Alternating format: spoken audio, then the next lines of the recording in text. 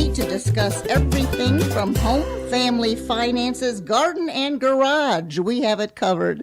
And we have some exciting guests today, so make sure you get a pencil and a paper because we're going to be talking about taxes and how you can save money on your taxes, maybe some tax tips that you didn't know about. So in the studios with me today is my co-host, Carolyn Wolf with Certified Mortgage Planners. Hello, Carolyn. Hello, Jean. Pleasure to be here. Yes, and before we bring in our guest from GI Tax, I want to talk a little bit about taxes as far as the mortgages and so forth, because before we go any farther, you have to give out your number. You got that right. Yeah. Okay, my license number is 268538, and I'm with Certified Mortgage Planners. And Carolyn's number is 321-795-9103, and she's right here in the Indian-Atlantic area. Mm-hmm. I started to think Indian Harbor Beach. No, it's Indian Atlantic. Right here locally on the Space Coast. So we're going to talk about taxes and so forth, but I want to talk a little bit about mortgages because now we're into February. It's season, people, and the northern buyers are here. They're wanting to see homes. They're not staying on the market very long. And some of the things that they may not have thought of because they get here and all of a sudden they want a home and they need a mortgage and you need special paperwork from them. Right. So what are some of the things that if someone's listening from the north or someone is here that can get their hands on some of this paperwork from their home base, what are some of the things that you're going to be required to have before you can pre-qualify them? Okay. Thank you, Jean. That's actually a great point. Even when, especially the people that are in the process of moving and packing, we always do remind them to make sure to keep out their important documents. And I'm very glad to have Glenn here from GI Tax because one of the most important things we need is tax returns for 2 years typically. And 9 times out of 10, we have those stored away because, of course, it's, almost 2 years away, mm-hmm. or has been. We need pay stubs, bank statements, photo ID. But the main thing is making sure that you have those things readily available and not packed away in a secure, all the way in the far box where you can't get to it. Okay, in a pinch, we can't get those taxes for some reason. Can we go down to the IRS office? Can we call IRS and have them send them to us? I know it's probably going to be a lengthy time, but can we do that as well? Consumers can request a copy of their transcripts from the IRS. Mm-hmm. How long do you think that takes in general? Have you gotten any idea? If not, we'll ask Glenn. Maybe he knows. I'm sure he would know. A couple more things. Some of the things we always say before you go out looking at homes, before you meet with your real estate agent, give Carolyn a call. Find out for sure exactly what you qualify for because you may think you can only qualify for X amount, mm-hmm. but you have different points and so forth. And one of the things we always say is you want to season your money. I love that mm-hmm. because there's certain things that take time to, for example, 2 years of tax returns. And you also need certain things that are on a timely basis. So when you're applying for a loan, don't you have to go back, 2 months for pay stubs and so forth? It's actually 1 full month for pay stubs, but 2 months for the assets, so bank statements. Bank statements get 2 full months. Right.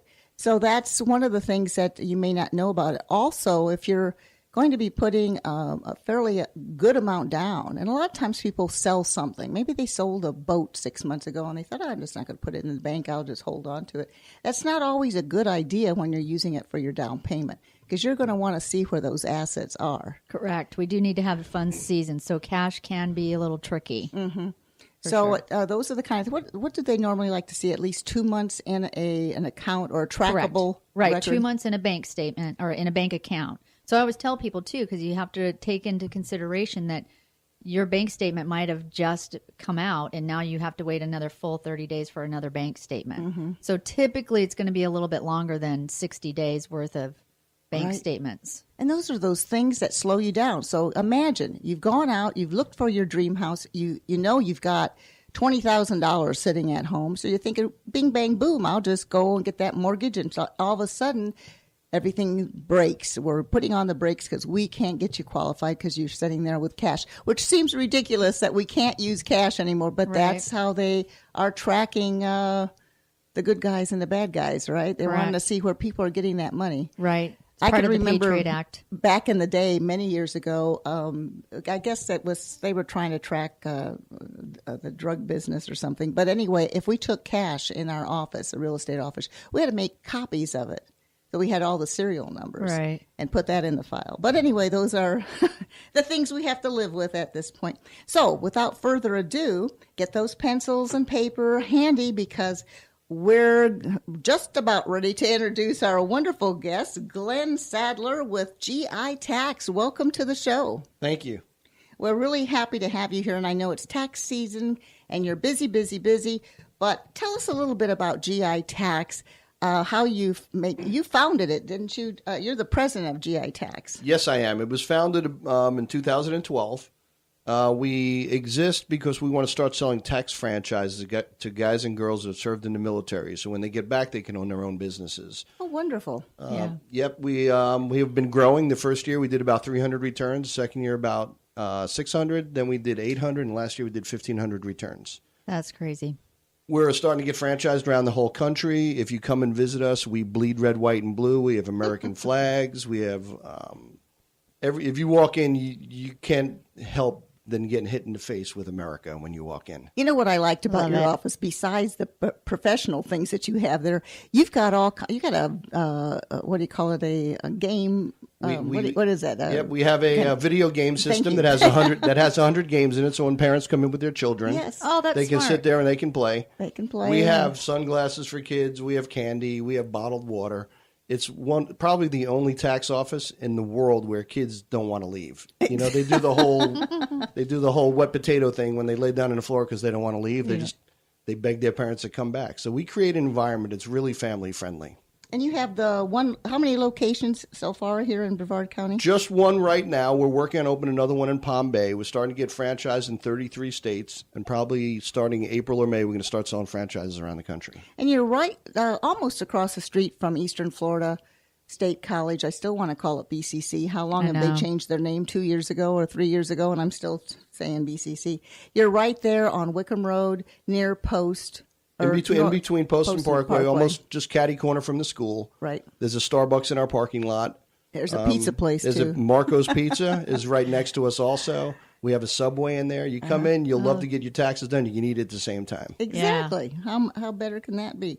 So tell us a little bit more about that franchise, because I think that's so important. We have our military, and we thank them for their service. They get here, and maybe they want to start a business, but for whatever reason, they don't know what to do, and this is obviously a lucrative business to start, and they could give you a call and find out a little bit more. Is there an online website that explains it a little bit more in detail? We have a website. It's gitax.com. It would be a great franchise for anybody. You do not have to be a veteran to own one, as long as you understand that when you are a GI Tax franchise owner, you are going to support the military. We give $10 from every tax return to a military charity. Last year was almost $15,000. Wow. Our goal, and it sounds kind of crazy, but our goal is to have about 1,000 locations around the country. If we do that, we can give in a neighborhood of $10 or $20 million to military charities. Wonderful. Yeah. And you say 1,000 franchises, oh man, that's a lot. Well, there's more H&R Block franchises than there is Starbucks. Mm-hmm. Really? So yes, there is a lot of tax franchises, and we just want to get our market share. There's 495 military bases. There's no reason why we can't have 2 around every military base, and that's how we get our 1,000 franchise projections. Well, that is wonderful, and I put some questions together and so forth, and I know that we need to go over what people are gathering up all their receipts and getting ready. Some will come in on April, 15th is the deadline. I think it's April 18th. It might be 16th this year. It's whatever that Tuesday is, because Monday is actually a holiday. Okay, that's so right. If April 15th falls on a weekend or on a Monday, it's due that Tuesday, and I believe it's April 16th this year. Well, they're all trying to gather, and most people come in like 24 hours ahead of time and want to get their taxes done. And again, just like Carolyn, what is it, April 18th. We looked at the calendar. Just like Carolyn said with mortgages, same thing applies when you're getting your taxes done. There's things that you need to be doing now, so you're not sitting there across from one of your wonderful agents that are helping out, or consultants, I guess is the correct word, and all of a sudden you're dumping, a shoebox full of receipts on them. What would be some of the tips you could tell people right now at home to get prepared before they go in to have their taxes done? The best advice I can give my clients is I want everything. The tax law is very simple. It says, first of all, the first line of tax law says everything's taxable. Then there's 79,000 pages of exceptions. The only way I know what... Wait a minute, 79,000 pages of exceptions? Yes, that's what the tax law is. It's 79,000 pages. And they wonder why we can't do taxes by ourselves. And why it takes professionals. We need Glenn. Yes. So what I tell every one of my clients is I want everything, because the tax law says if something has a business purpose, it's deductible.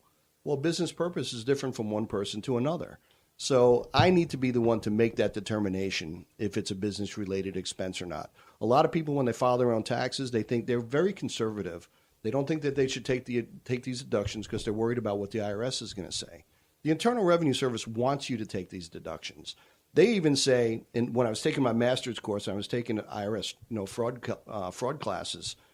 They say that if you have a 20% chance of winning an argument, take the deduction. That means if you have an 80% chance of losing, they still want you to take it. Unless you flat out lying, they want you to try to take it, because if you're entitled to it, you should take the deduction. Mm-hmm. And in people's tax brackets right now and how tough the economy is, $300 in somebody's pocket is a lot better in their pocket than it is in somebody else's pocket. So we will do everything we can to make sure we get every single dollar for our clients. You've been listening to Glenn Sandler, just like Adam Just Sandler. like Adam. Okay. Yep. Is that any relation? Unfortunately not. Glenn Sadler with GI Tax right here in the Melbourne area, across from the Eastern Florida State College on Wickham Road between Parkway and Post. A couple of things that we thought would be pretty interesting to talk about, especially since we have Carolyn Wolf here with Certified Mortgage Planners. People that own their own home, what can they legitimately take as far as a tax break on owning that home if they're paying a mortgage? They can take their interest deduction. They can take their property tax deduction. They might be entitled to a residential energy credit. And if they qualify, there are limitations, but they will be able to deduct a portion or all of their PMI insurance, their payment mortgage insurance. Okay. So how about homeowners association? Is that deductible or no? Unfortunately not, and they're pretty expensive. Again, the tax law says that if something's tax or interest related, you can deduct it, but if it's personal, you're not allowed to. We just talked about homeowners. Well, the year when they close on their house, there are certain other deductions they can take also. On their HUD statement, there's a lot of fees that might be deductible, such as loan origination fees, such as transfer taxes, such as interest that might be paid and listed on a closing statement, but then out on the 1098 when they get it from the bank. So you want to go through your closing statement and make sure you capture every single expense that you paid at closing that will be deductible in that year. There are a lot of things that are deductible that people don't realize that they are. Well, those are the kind of things that we're always trying to share with, especially with my clients, as Jean Newell, working with real estate in the area for many years. And I always tell people, listen, I'm not a CPA, I'm not a tax advisor, I'm not a mortgage planner, I'm not a doctor, and I never played one on TV. So, but I'm a great realtor, right? I do know enough to know that certain things are relevant enough to go to the expert to find out for sure, because I certainly don't want to tell someone that, if you're paying $1,000 a month, technically, if you're in a 28% tax bracket, you're only paying, I don't want to get into that, but there are some very strong reasons why your interest versus a rental payment is completely different. You really get a bigger break off of the same amount that you're paying for a mortgage payment than if you were getting a rental. Rent expense is not a deductible expense, but interest is. Mm-hmm. And we have free consultations. If for some reason you want to ask a question, you can call us. You can stop by. We don't charge for it. We'll go over your HUD statement with you. We'll give any kind of advice you want to. We help